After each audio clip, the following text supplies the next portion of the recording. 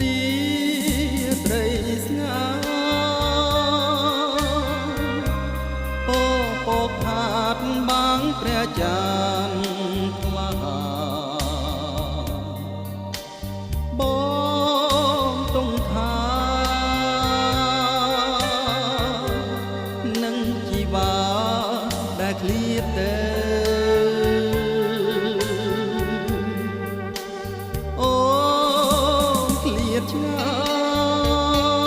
យទ្រូងខ្វល់ខ្វាយគេចាំមើលភ្លេអូនទៅទុំបងនៅសែនរលឹក